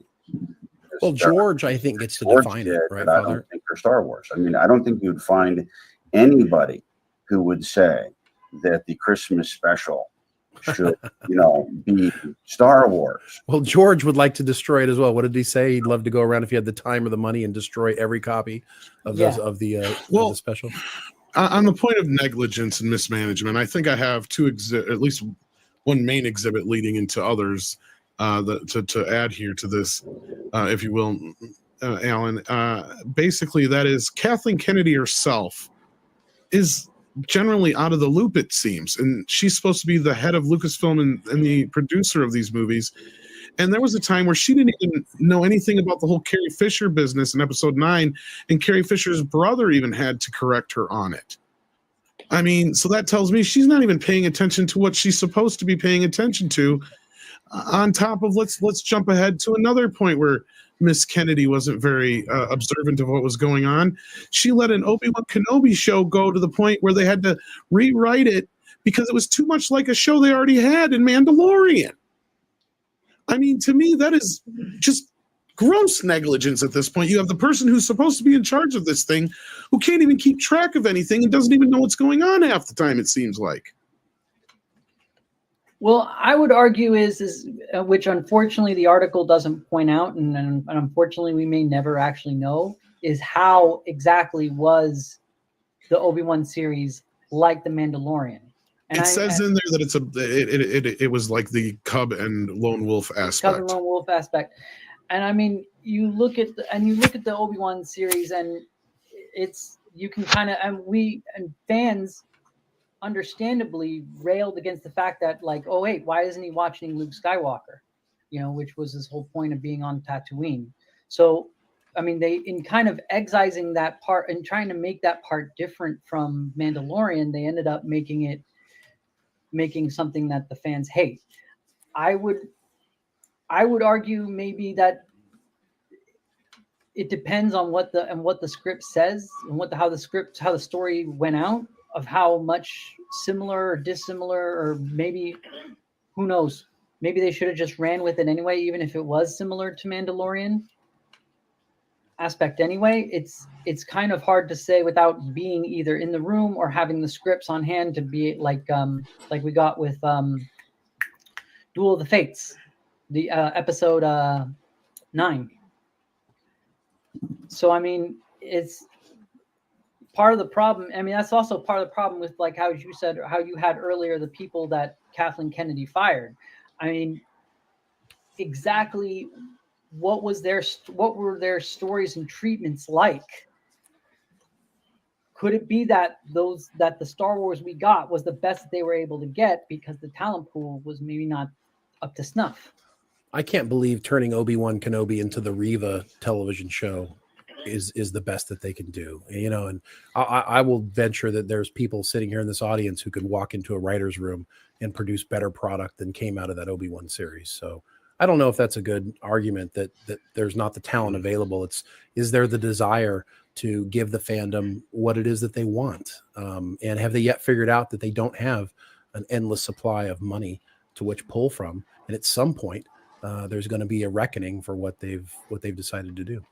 And Cyber Skull Media for 5, evidence of mismanagement, making a theme park and catering only to the sequels instead of evenly to all 3 trilogies. I'd like to make a rebuttal to that, Mr. Please, Gore, if that's all right. Yes, of course. So the thing is that you got to understand, when they were developing the park, that was around when The Force Awakens came out, and that made over $2 billion. So the idea of them trying to appeal to new fans or younger fans versus the older, expanding their audience, that makes some business sense. Then why do the Star Cruiser that you have to shut down a year after its opening? That'd be The negligence. audience didn't materialize. Audience. No, I think it would be basically is like they made is that you can, as a creator, you can make everything as best as you can, but you still are kind of up to the whims of the audience on whether they accept it or not. And I think it's just the audience just didn't accept it. I think. Yeah, but I mean, they had to know marketing that- and the key to descriptions. The key to marketing and the key to these business decisions is an understanding of the market, of the fans. And when you don't placate to the fans and give them what they want, they will not in turn give you their money. And I think that was the problem with Galaxy's Edge. Script Doctor says, while I agree that Disney has damaged Star Wars, the charges of murder have yet to be proven, as a pivotal part of a murder charge is intent. Can the prosecution prove Disney wanted this outcome? There will be. Well, I think I made my point earlier a little bit, at least I tried to anyway, with the whole idea that the fact that they went away from Lucas's original vision, they intended to alienate the older audience by bringing in these new people, because the way Kathleen Kennedy in her old words said it, we don't need 50-year-old fans. And at that point, I think it's a little hard to step away from. There was some intent there to destroy what came before. It's even said in The Last Jedi, kill it if you have to. GJJ for 5. Why cater to the new young fans when the old fans will be paying for it? Good It's like question. the reverse of Social Security. If I may, Yeah, Mr. Willie, yeah. That's a traditional that's actually traditional marketing, is to cater to new fans because to younger people, because they have more disposable income than people who are older, since people who are older tend to have college debt and mortgages, all that jazz. So that's standard marketing procedure. The problem is marketing's wrong always now. broke. But yeah, and also all my kids still live at home and they're in their 20s. Exactly. So I'm still paying for everything. Yeah. Daniel for 550 says they had more believable, strong female characters in the EU already, Mara Jade Skywalker, etc., and they simply tossed it all out. Now we'll be moving to final thoughts, final arguments as we wrap things up for today, from the prosecution, from the defense. Your final, just bring it all home. Bottom line, your last chance to yell at each other. Yes. I think the defense has done a good job today. And I got to tell you, I think the first thing I said when I was put on the prosecution was, I feel very bad for the defense on this one. So I respect everybody's opinions here today. And I do want to say, though, that I do think that we've proven without a shadow of a doubt that there has been mishandled. I think my esteemed colleague, Mr. Connors, has done a great job today, pointing out multiple things that would indicate that that Disney has mishandled the franchise at the very least. Even if we can't, prove murder at this point, we can prove that there has been a mishandling of the franchise. Gross negligence, yes. Gross negligence. A desire to abandon legacy fans, and just I would call it an overall lack of awareness of what is right. And maybe a little bit of idiocy as well in decision making. So, and I think in abandoning the fans, that's no different than, say, if you were to, starve somebody to death. It's still murder at the end of the day. You're starving a franchise of its core nourishment. Well said. And you may not necessarily have intended to kill it, but at the end of the day, your gross negligence did kill it. And that would be of Rian Johnson, Disney, Lucasfilm, Kathleen Kennedy, and the rest of the bunch. Bob Iger. Bob Iger. Going to my point is that George Lucas was the creator of Star Wars, and he was playing it by ear, and he managed to be lucky to make a successful franchise. Disney, having bought Star Wars, was now the de facto creator of Star Wars, for the upcoming foreseeable future. That's what I was trying to say. So them kind of playing it a little bit by ear and letting the creatives be creatives is a risk, not necessarily to the for their how well they succeeded in that risk, that's up for debate, and that's taste is subjective. But they made a calculated risk, and that's my point, and that's my point. Okay. Thank you, Mr. Charlie Day. I mean, Willie. Someone called you Charlie Day. Yeah, I know. I'm in not. the It's not the chat. first time I've heard that. Yeah. Well, there you go. Not a bad thing. Okay, let's see. So that was.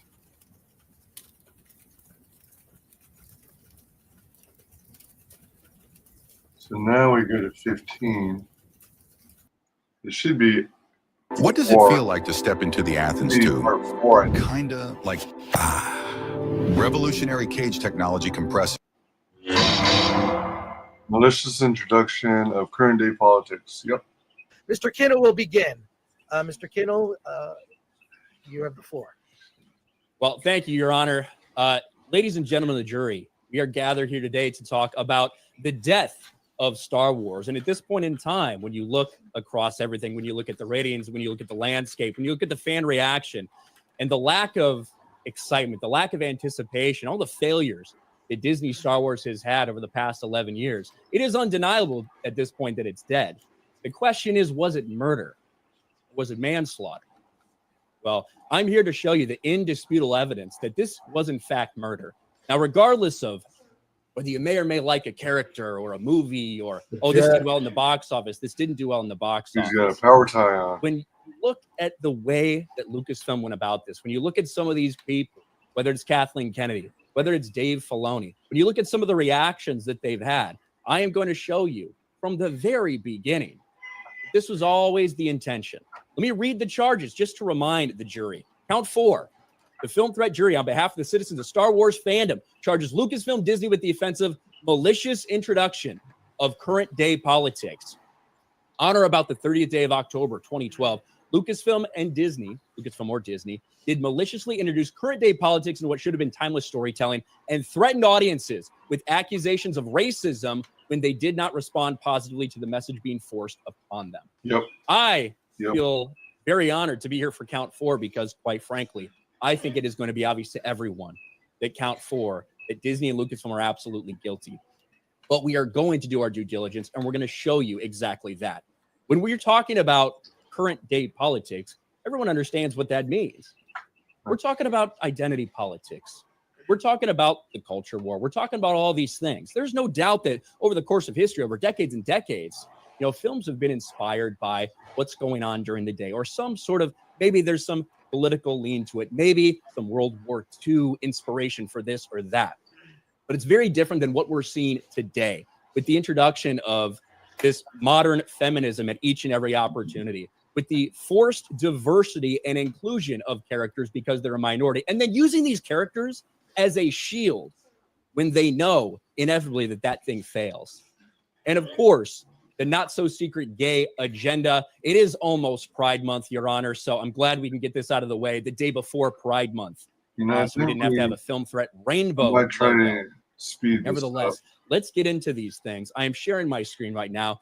I do have a Google Doc. We are well prepared for this, for the prosecution. We knew that it was, easily in the bag, but at the same time, we have to do all this work. First thing I want to talk about is this push for strong female characters and the feminist agenda that Lucasfilm clearly has. From the very beginning, this was some of the things we were hearing. Lucasfilm's force, Kathleen Kennedy reveals an executive team more than 50% female. You have a balance of men and women, all sorts of things that enter the discussion. Now, if you read the New York Times article on this, it was introducing the women who run Star Wars. And that clearly was the intention. We have Kathleen Kennedy right here back in 2015 speaking about this. And if it was just, hey, we happen to hire 50% women, it is what it is. That's one thing. But that was clearly not the case. Take a listen. We're doing today, not only hiring women at Lucasfilm, but also in producing the new Star Wars episode, what you've done to instill more. Well, one of the things, the fact that the company was bought by the Walt Disney Company has been amazing because they very much support the fact that we are trying to grow in the workforce, a number of women in executive positions and in all positions inside the company. and with the movies that we're making, and with the protagonists that we're putting in the story. So I got a huge. I just paused that really quickly. It was not, hey, let's hire the right people for the job. Let's hire the most talented people, the ones that are best, that are most well equipped to run this franchise and continue the legacy that George Lucas left. No, we specifically want to hire women. And then she brags about, 50%, over 50% of the people working on this movie being women. But that is not it, ladies and gentlemen. We have more from this very same interview. But what role did you play in also helping to shape the new female lead character in the new movie? It's one of the first things JJ and I talked about, and that we talked to Alan Horn about. It was a very early decision and a choice. It's something that we worked a long time developing. Now, I will ask you, is there anything wrong with a female lead? Of course there's not. Is there anything wrong with strong female characters? Of course not. We've had those in Star Wars since literally 1977. But it's interesting, isn't it, that the first thing her and J.J. Abrams discussed was having a strong female protagonist. I think the interesting path we've had is the conversation that took place around consumer products, because there were a lot of companies that were in place who, frankly, didn't initially feel that Star Wars was for girls.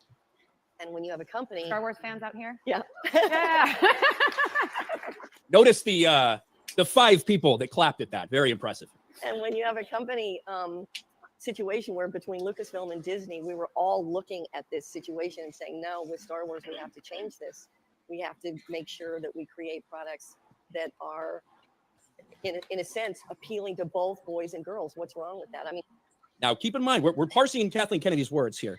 What she says is that we need to change it. We need to change what Star Wars is. It's always been a male-dominated brand in terms of the consumer, but we need to change it. Now, what she says there is we need to do things for both sides equally. But then, right on the other hand, Kathleen Kennedy will say something like this. Lucasfilm President Kathleen Kennedy says she doesn't feel the need to cater to male Star Wars fans, despite admittedly catering to female fans, right? Quote, I have a responsibility to the company that I work with.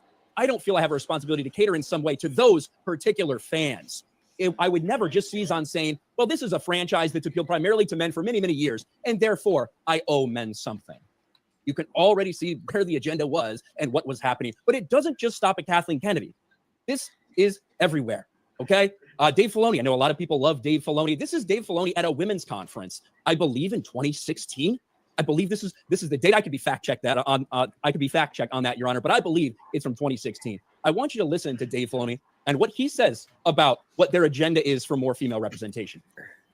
This is what we tried to do with the Star Wars saga now. We've tried to create more female characters who can represent so many things, because what we're trying to do isn't just create one type of character. We're trying to create a diverse range of characters, especially female characters that are strong, that are independent.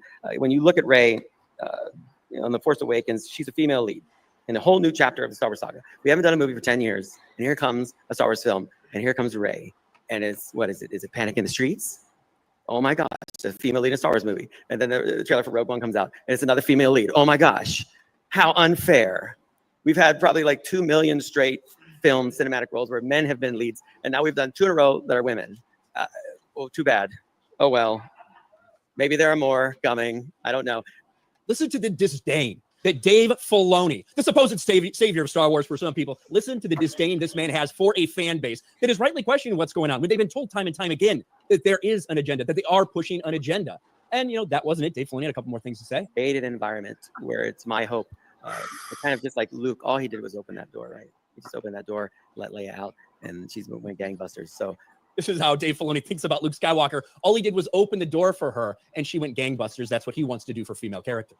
I just want to be a part at Lucasfilm of opening this door to a new generation of filmmakers, of women that come into Lucasfilm and can be creative. This is undoubtedly the agenda. If you wanted to talk more about Dave Filoni, and I hope, ladies and gentlemen of the jury, I hope you're staying with me on this. I hope that I'm entertaining you here, because quite frankly, there is a lot to go over. This is important. We have seen the murder of a franchise, and I will not let it go until we present all of this evidence. What about Dave Filoni and this Lucasfilm story group in the Star Wars sequel trilogy?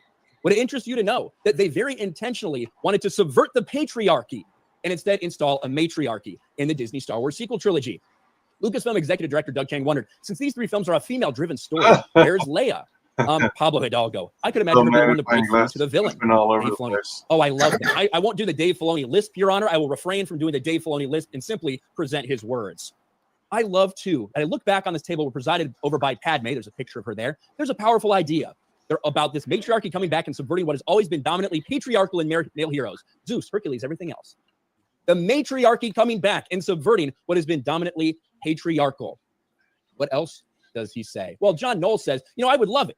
Maybe Yoda, when he says, no, there's another, maybe Yoda's really talking about what happens with Leia in The Last Jedi. Dave Filoni, I love that. We should shift it. So Leia is the Obi-Wan of this entire trilogy. I don't even think it hurts that she's not primarily that mentor figure because, like John says, the audience expectation is so on Luke. And when that proves not to be true, it's way more powerful. It's dangerous because it makes it so much about the women of Star Wars. Something tells me that's right. There's something happening culturally. You look at birth, regeneration, the world itself needed healing. All of those things, emblematic of the mother character in myth. Now, I do have to pull up this article here because it's the only way we can read that text. He went on to say, all these things are emblematic of the mother character in myth. They're all matriarchal things. Mother Earth itself. Global warming is a hot topic. George Lucas was always good at tapping into what's happening in culture, and he hits us with it. The idea that we have Leia, a mother character who needs healing in her own right, that's something we can go into in a deeper way. You start to see the strategy of subverting Luke Skywalker, one of the most incredible characters in all of fiction, with the matriarch. And if you thought it was slowing down anytime soon, it's not. Expect more female-driven Star Wars stories. And as you look at the landscape, look at everything we've seen. Obviously, the sequel is led by Rey. Obviously, Jyn Erso, the lead in Rogue One. But what do we have now? Mando Season 3 clearly is showing us that the same thing's happening for that series. Has there been a single heroic male character that Disney has actually presented to us? Has there been a single one that they've created and presented? Or has it all been focused on women in large part? I guess you can throw Cassian Andor in there if you want to count that. But I think it's overwhelmingly obvious what's happening when it comes to female characters. Now, we have a couple other things to talk about. Using minority casting as a shield and blaming fans. We saw what happened when, you had backlash against a character that no one liked, and someone like Kelly Marie Tran. The media ran cover, said all these racists just don't like this character. We saw the same thing with John Boyega when he was introduced as a stormtrooper. They said, the fans are just so racist. The racist backlash against a black stormtrooper. When in reality, as any Star Wars fan knows, and as so many people here in the jury can attest, it wasn't that people had a problem with a black casting. It was because there were a lot of people who were a little bit ignorant of the fact that at this point in time, stormtroopers were not clones. That was one of the reasons people had a problem. That's one of the reasons they were questioning these things. But just as we always see with Disney, that is the way they go with this victimhood route. But I do want to talk about Kathleen Kennedy and the things that she has said. Kathleen Kennedy explains importance of diversity in Rogue One and all of Star Wars. Quote from Kathleen Kennedy. I think that diversity is incredibly important to Star Wars. I think it's more important to the film industry in general. I think having cast that represent the world today and having characters that people can relate to all over the world. This is very much a global industry. Film means something to people all over the world. He asked you, ladies and gentlemen, was Star Wars a global brand before 2011? Did people all over the world of every single gender, of every single race, of every single ethnicity, of every single religion, were there some people everywhere that loved Star Wars? There certainly was. But what they have done now is this forced inclusion and forced diversity, pushing characters that are meaningless, simply hiding them because they have some sort of intangible, according to Lucasfilm. And we even saw that with the High Republic. When the High Republic was introduced, what were their priorities? Not once, but twice during the High Republic, one of Kathleen Kennedy's pet projects to expand the legacy of Star Wars. What did we see? Fiction, diversity. They wanted diversity in their fiction, and they also wanted diversity in Star Wars. Dinosaurs as well. We won't get into that on this session, if it may please the court. However, you can see what they do when they have someone that they shove into a story where they don't belong, such as the character of Reva in the Obi-Wan Kenobi series. Completely unnecessary, completely not needed, and also not a good performance, not a good story, poorly written, poor dialogue, everything. A lot of backlash against this character. What does Star Wars, what does Lucasfilm do? They try to gaslight everyone, and they use their minorities as a shield.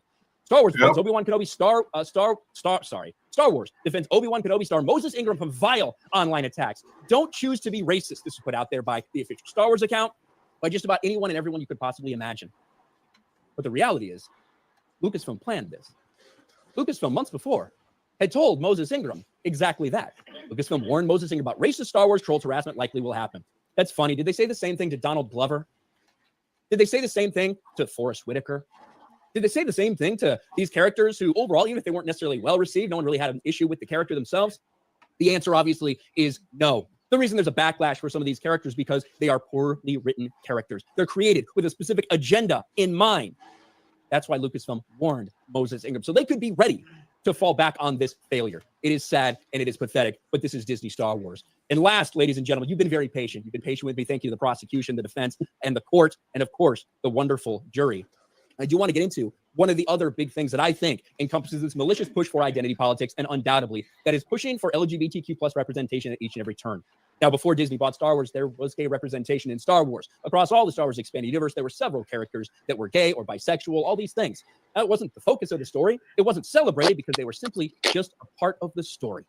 However, that's not the case when it comes to Disney. And I did name these exhibits, Your Honor. I wanted to be organized, so we'll start pulling these up because I didn't have these up already. Let's look at Exhibit K, shall we? This is what we started looking at when it came to Disney Star Wars, the celebration of people's sexuality. When it comes to Pride Month, special Star Wars covers on Pride Month. Lucasfilm and Marvel team up to celebrate Pride Month, a time dedicated to uplifting, honoring, and supporting the LGBTQIA community. Look at all of this stuff. Look at all these new characters that we have. And some old characters, we're going to get to the old characters that have been changed maliciously into being gay or bi or something like that. Look at the pandering. Look at what they're doing. This is Star Wars, and it's not just 1 year. We can go all the way back to 2021. We can check 2021 as well. Same thing. You have all these characters that are pansexual, non-binary, transgender, including a certain someone. And that's what I want to get into next. It would be one thing to create all these new characters and just say, well, that's sad. We have these new characters that are all gay, and we should really celebrate that. However, when it comes to pre-existing characters, that is something completely different. I think we all remember this back in 2018. Solo screenwriter says Lando's sexuality is fluid, wants more LGBTQ characters in Star Wars. We all know what Jonathan Kasdan said. And a lot of people said, oh, wow, look, they set up this romance between Lando and a droid. Degenerate, disgusting, but it didn't play out on screen, so maybe it's not official, maybe it's just something, but we all knew what they were trying to tell us. Well, then what did we have? We had in that very same comic the justification, the acknowledgement. Lando is indeed part of the LGBTQ community. The P that goes in there. I guess we don't want Disney to introduce P's into that name because I think we all know what that means when it comes to Disney. But what about other characters? What about the character of Obi-Wan Kenobi in a standalone book written by an activist where they show that he has bisexual thoughts and is thinking about men romantically? This is what they're doing with the character of Obi-Wan Kenobi. What about Luke Skywalker? As much as they have destroyed Luke Skywalker's legacy, everything, now they have short stories written right within the events of Empire Strikes Back, where he's attracted to men. They're making Luke Skywalker gay. That's what they're doing. That's what Disney is doing. So if you want to pretend like this isn't malicious, I don't know what to tell you. And then even in their hiring practices, when they go and hire someone for the new female-led queer Star Wars story, who is it? It's Harvey Weinstein's former personal assistant, Leslie Headland, who admittedly says this: Star Wars: The Acolyte will reflect showrunners' own queer identity. And we do have the quotes here. In the same way the original Star Wars film is about a young man living in Modesto, California, who doesn't want to take over his dad's hardware store, there's just no way me being a queer woman is not going to be reflected in my work. She went on to explain how storytelling is often an extension of the storyteller, reflecting key aspects. So as a result, she believes her queerness will come through in the show, even if it happens to be on a subconscious level. And of course, it ultimately ends up, this is the reality, at the last Disney Star Wars celebration. They have a drag panel open for all ages, of course, at Disney Star Wars Celebration. And who endorses this? Of course, it's Star Wars themselves. We can't wait to see it. The Star Wars official social media account. Now, this account no longer exists, but I can guarantee you, Your Honor, that it was in reply to that drag message. As we look across the landscape, all these things that have happened, everything that has happened with Lucasfilm, everything that's happened with Disney in the past 11 years, even if you might like some of their content, even if you appreciate some of their content, there can be no doubt there is indisputable evidence, as I have just presented, that it was always a plan to introduce these concepts. It was always the plan to introduce these things, to change Star Wars from what it was into something else. And as a result, so many Star Wars fans have walked away from this product. This was malicious. This was introducing modern day politics into Star Wars. And as a result, they killed it. Thank you, Your Honor. I rest. Wow. Mr. Kinnell, thank you for your presentation. As they say, the jury, the chat is on fire. You've used up most of your time. Mr. Bryan, do you have anything to add to what Mr. Kinnell has Yes, presented? sir. First off, thank you, Mr. Kinnell. That was really, really informative. Let me just try to put a button on this for you. I'm going to prove here that what Kinnell said was not only factual, it was premeditated, and then in canon, they followed through with the alleged massacre of our favorite franchise. If you look at, hope it's showing. It's not showing. There it goes. Chris Weitz, this is before. This is for Rogue One, literally said, please note that the Empire is a white supremacist human organization, followed up by the writer, opposed by a multicultural group led by brave women. So, they're not even trying to hide this. This entire franchise, since it came back, has been led and riddled by fourth wave feminism and all the politics that come with fourth wave feminism. there are zero, count it, zero male leaders on the good guys' side, quote unquote. In fact, even our beloved Mon Calamari, the big swinging fish dick himself, Admiral Akbar, was killed to make way for female leadership. How about this? This, my friend, is called the Mega Class Star Dreadnought. The actual name of this ship is what? The Supremacy. No joke. Not even hiding it. It was destroyed by who?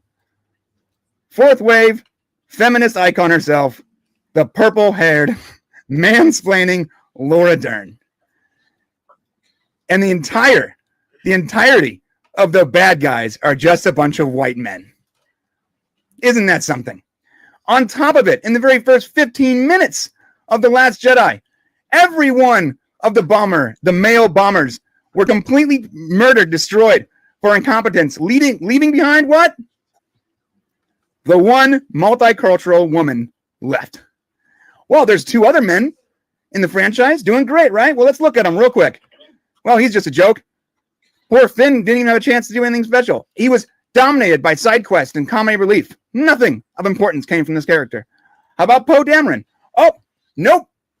Poe was completely shut down every single time he tried to save their asses. Literally every single time. This franchise has been riddled with fourth wave feminism from the very beginning, and it was planned. The murder of our favorite Mon Calamari was planned. The murder of our franchise was planned. And I can't put any more information out there that Mr. Kinnell didn't already talk about. Thank you, Your Honor. Your Honor, you're muted. Thank you very much. Thank you for your presentation, Mr. Bryan. Thank you, Mr. Kinnell. The defense, you may now cross-examine, and then you may make your own presentation. Mr. Rubio, you were objecting. We were near the end. I really wanted to give them an opportunity to complete, and now you may ask questions and cross-examine. Well, first of all, I'd like to give Mr. Kinnell an opportunity, if he needs to run to the refrigerator for more butter for the jury, and for Brian to possibly, if he needs a lozenge. Objection. Speculation, Your Honor. Speculation. I'm just trying to help here. Gentlemen, the charge isn't murder. The charge is malice. Can either of you please tell me the definition? Let me help you. Yeah, please help us out, defense. And actually, we are here for we're on the trial for murder, and the charge is malicious introduction. Yes, sir. Lucasfilm with the offense of malicious introduction of current day politics. Malice, clear, formulated plan to commit an unlawful act or cause harm without legal justification or excuse.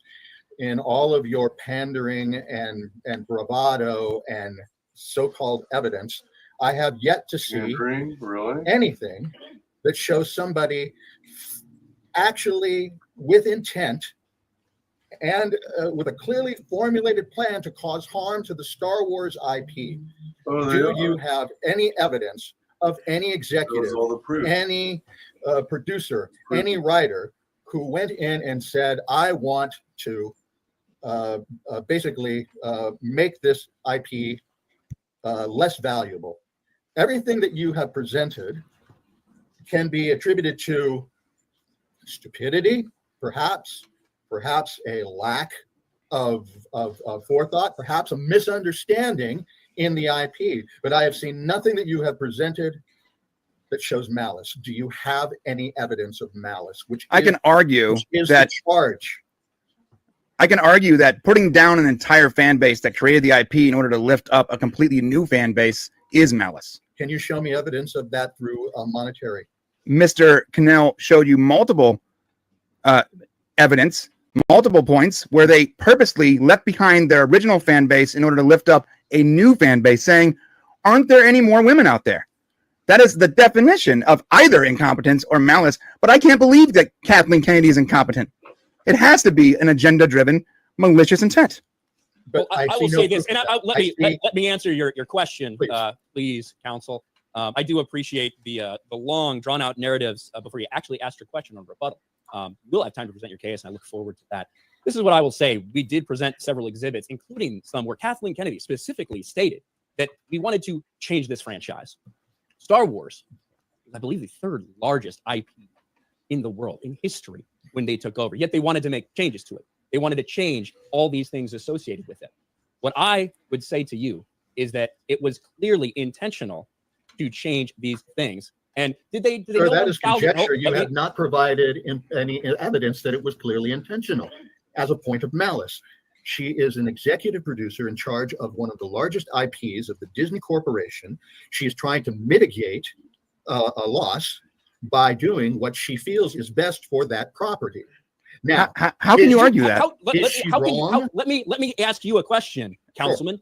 Please, if you are hoping that we can read the minds of Kathleen Kennedy instead of just what she's actually said and what she's actually done, how are you able to read the mind of Kathleen Kennedy and say that all of these things are just pure intentions on her part? True. Because I have 30 years in the entertainment industry.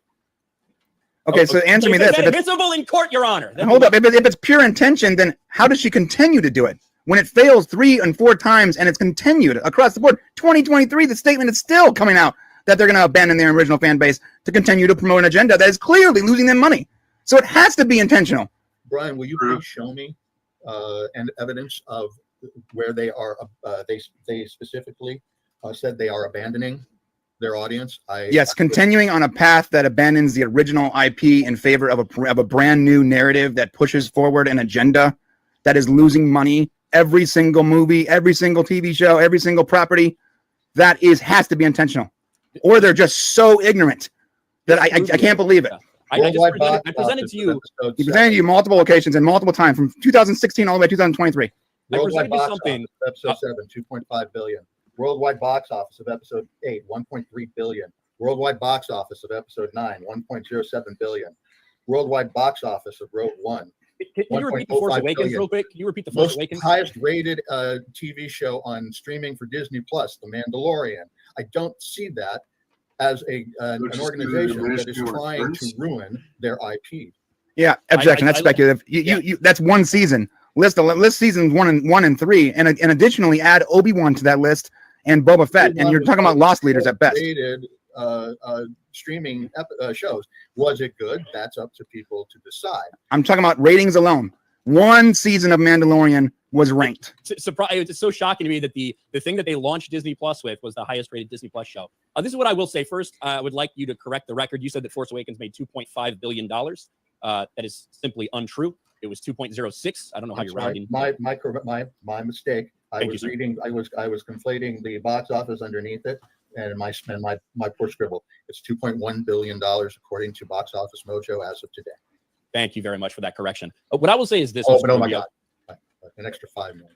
Yeah, well, it's an extra 500 million between friends. I'm sure Solo could have used that, considering Solo lost money. But I'm sure we'll get back to that at some point. Solo lost money because Solo itself. Hey, Mr. Rubio, excuse me. I'm trying to answer your question, Mr. Rubio. You will have plenty of time to present your case, but let me answer your question, which is what rebuttal is for.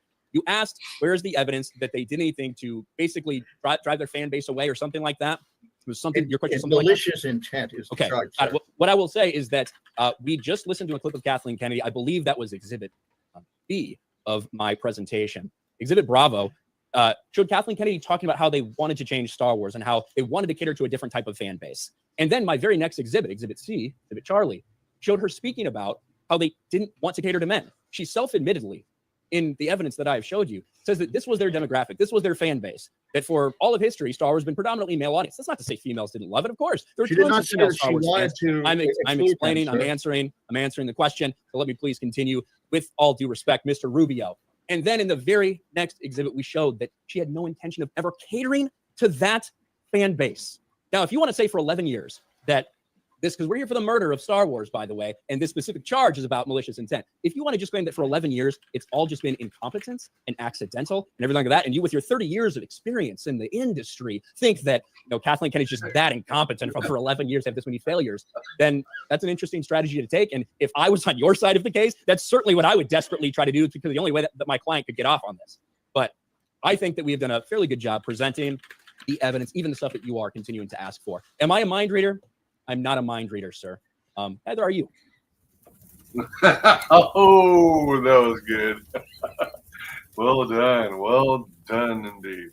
All right. So I'm going to wrap this up. Thanks for joining me. You have an awesome day.